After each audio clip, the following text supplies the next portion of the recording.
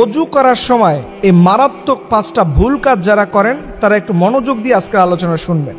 এর কারণ হচ্ছে বাংলাদেশের ম্যাক্সিমাম মানুষ এই পাঁচটা ভুল কাজ অজুর মধ্যে তারা করে থাকে, আর যাদের অজুটা সহি শুদ্ধভাবে হবে না তাদের নামাজটাও কিন্তু আল্লাহ তাআলার দরবারে কবুল হবে না। এর মধ্যে এক নাম্বার হচ্ছে অজুর শুরুতে বিসমিল্লাহ না বলা।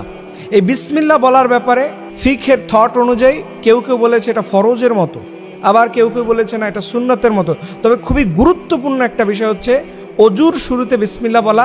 এইটার ব্যাপারে সর্বসম্মতিক্রমে সবচেয়ে বেশি আলেমদের গ্রহণযোগ্য মত পাওয়া যায়। তাই খবরদার, আপনারা যারা অজু করবেন, বিশেষ করে অনেকে বাথরুমে অজু করেন, বাথরুমে কিন্তু আপনি বিসমিল্লাহ বলতে পারবেন না।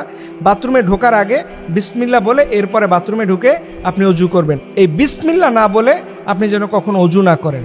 দ্বিতীয় নাম্বার হচ্ছে মেসওয়াক করা।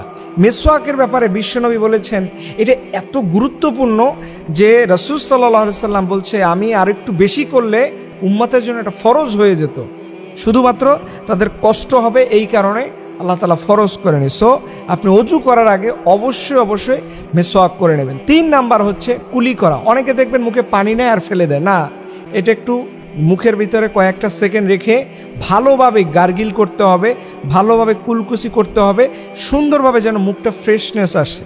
দেখবেন অনেকে অজু করার পরেও মুখ থেকে দুর্গন্ধ আসে।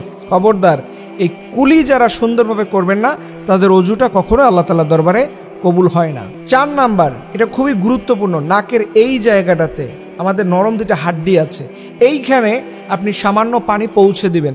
এটা অনেকে প্রথমে দিতে গেলে দেখবেন মস্তকের মধ্যে উঠে যায়, তবে মনে রাখবেন এটা দেওয়ার সময় সামান্য কিছু পানি নিয়ে একটু টান দিবেন, যাতে করে এইখানে একটা শয়তান বসে থাকে, এই শয়তানটা যেন এখানে না বসতে পারে। এর জন্য বিশ্বনবী বলছে তোমরা যখন অজু করবা ইউ মাস্ট বি, তোমরা নাকের ভিতরে এই নরম হাড্ডি পর্যন্ত পানি পৌঁছে দাও। এটা কিন্তু অনেকেই করতে চান না।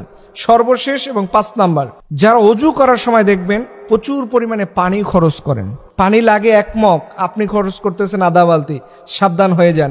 এই জাতীয় ভুল করে আপনি যদি অজু করেন, বিশ্বাস করেন অজু করার যে সওয়াব হবে ওর চাইতে অপচয়কারী, আর অপচয় করা হচ্ছে ফরজ লঙ্ঘন একটা কাজ। এটা করলে ফরজ তরক করা হয়। এর জন্য আপনি অজু করার সময় যথাসাধ্য চেষ্টা করবেন অতিরিক্ত যেন পানি নষ্ট না হয়। এই 5টা বিষয় যে উম্মাহ মনে রাখতে পারবে দেখবেন তাদের অজুটা আমার আল্লাহর কাছে বড্ড পছন্দনীয় হয়ে যায়। এর জন্য আসুন, নামাজ হচ্ছে কিয়ামতের দিনে সর্বপ্রথম আল্লাহ আমাদেরকে জিজ্ঞাসা করবে নামাজের ব্যাপারে। সেই দিন আমরা যেন এই নামাজটাকে আল্লাহর সামনে তুলে ধরতে পারি, এর জন্য সুন্দরভাবে অজু করি। আল্লাহ সুবহানাহু ওয়া তাআলা তিনি আমাদের অজুর মধ্যে যে বারাকা লুকিয়ে রেখেছেন। এবং মনে রাখবেন অজু করার শেষে আপনারা দোয়া পড়বেন। অজু করার শেষে দোয়া পড়লে 8টা জান্নাতের যে কোনোটা দিয়ে আপনি মনে চাইলে ঢুকে যেতে পারবেন।